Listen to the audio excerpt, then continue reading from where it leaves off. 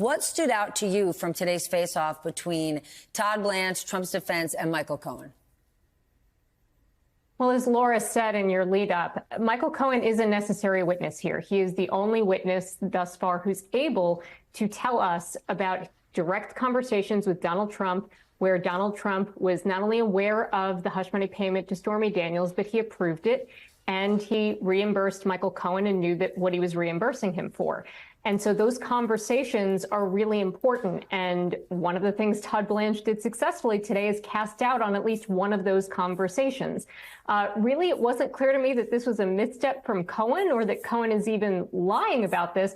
It was just, I think, a misstep from the prosecution, maybe, to not show him these messages to kind of orient him to a specific date and time that happened in 2016. I mean, how many people could go through their call logs and know exactly a precise date and time of when a call happened?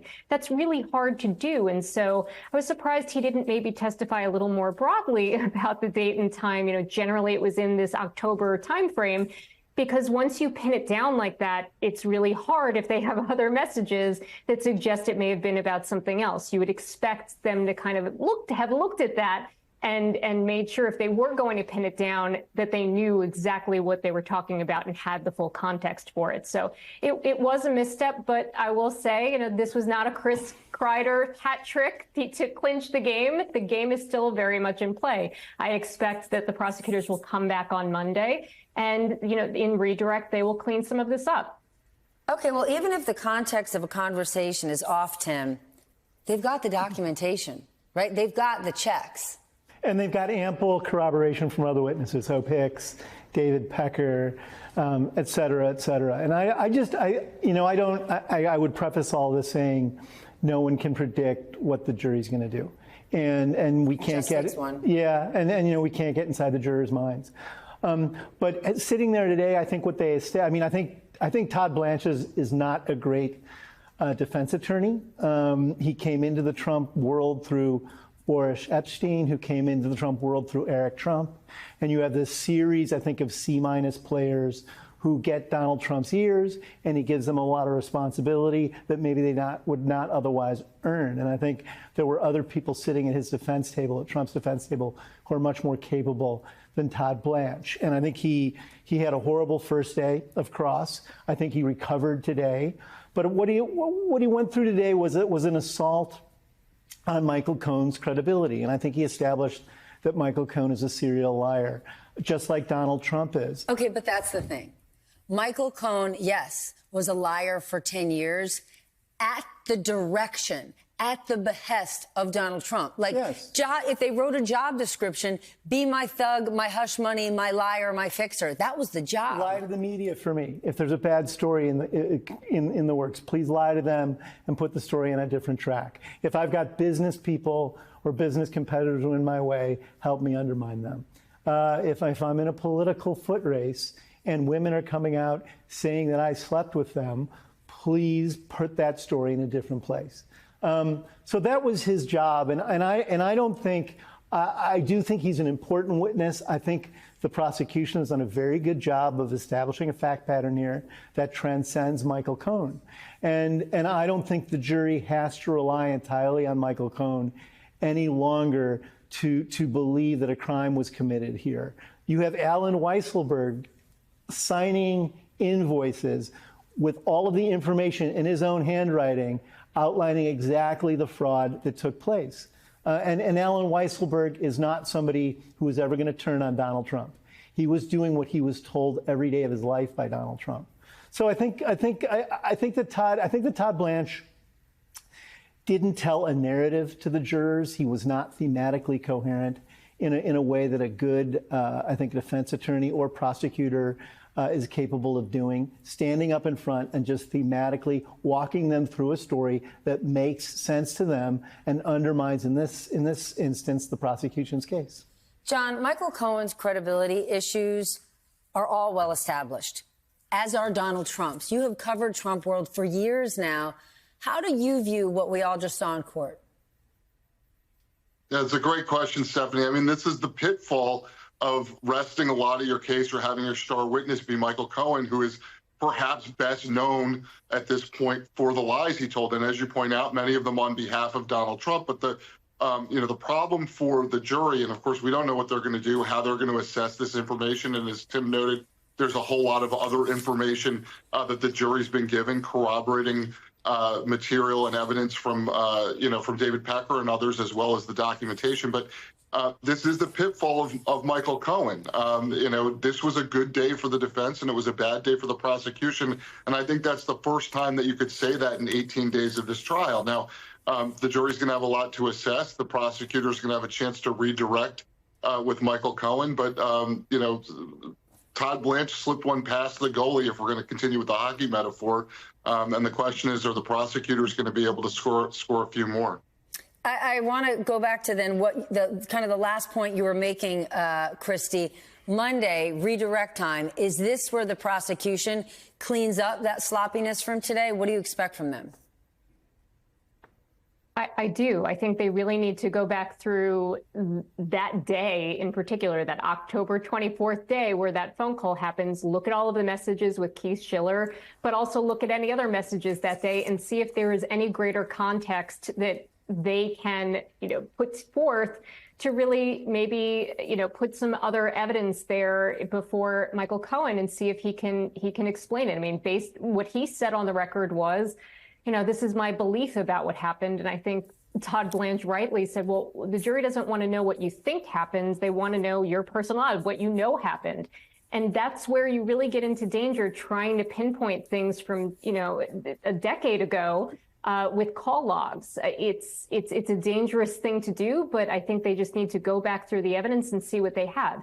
The other thing that I thought was just really damaging, and I'm not sure how you really recover from this on redirect, is he said sitting here today that, in testimony, that he still believes that it was a corrupt prosecution that was brought against him federally, not having anything to do necessarily with the campaign finance violations, but with conduct that was separate apart from Donald Trump, namely the tax fraud. And he said, look, the prosecutors shouldn't have come for me. He said he pled guilty to it in 2018. Then a few months ago in the civil fraud trial, he said he didn't do it. He never evaded his taxes completely. And then he said he lied during the guilty plea. Now today it's, I never disputed the facts, which again, he clearly did under oath. But they just shouldn't have come after me. It was a $4 million tax fraud over 5 years. Why shouldn't they have prosecuted that case?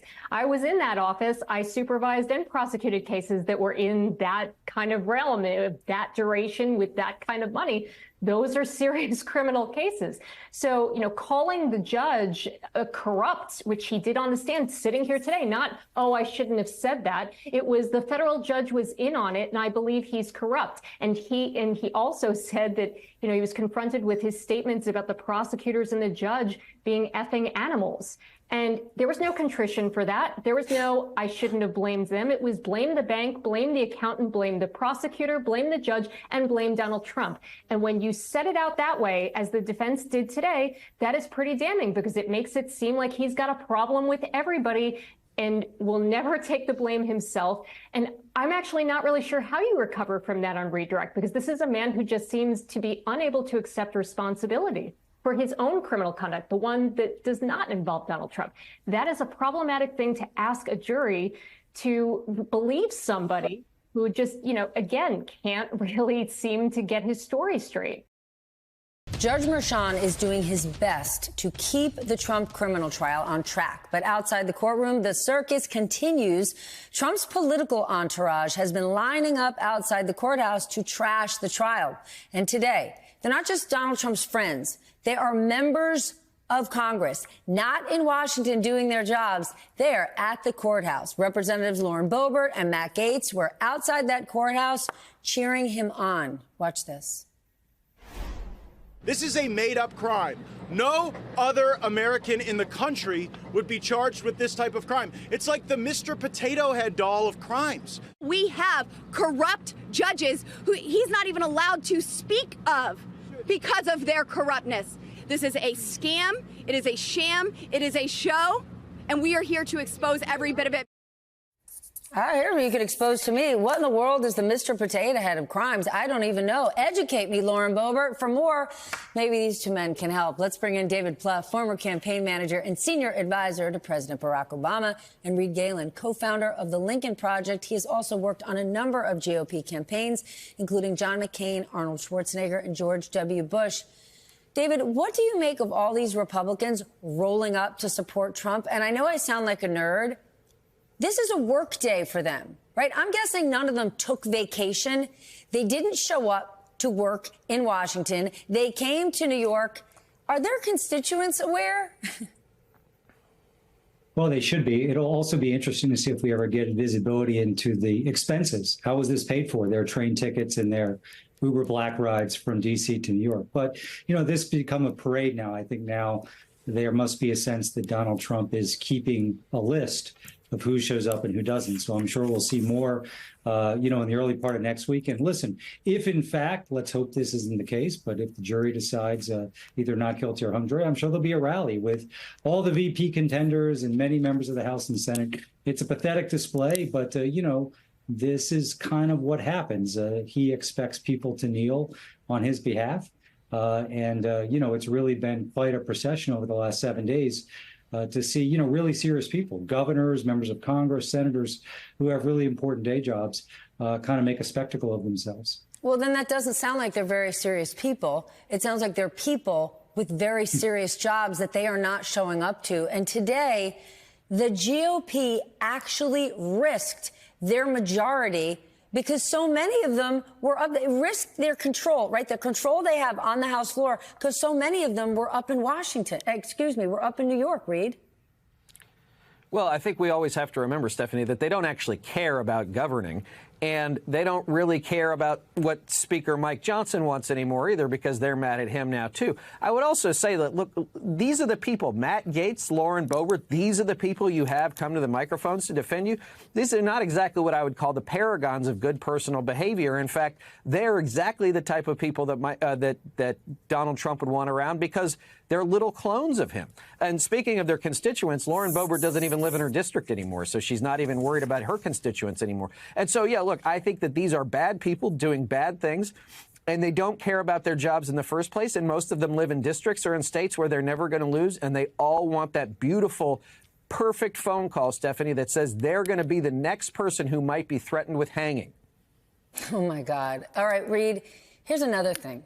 Before his arrival at the courthouse, Gaetz also tweeted that his posse was, quote, standing back and standing by. Did he write this to wink at extremist groups, or did he write it so we would all set our hair on fire? Or did he get a 2-for-1 and get both?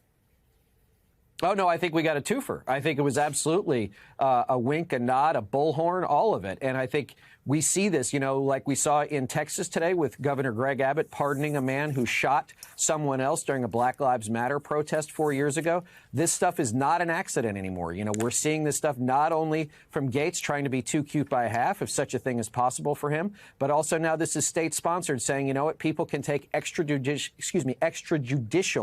actions into their own hands, and we're going to think it's fun and funny, and we're going to encourage it between now and November.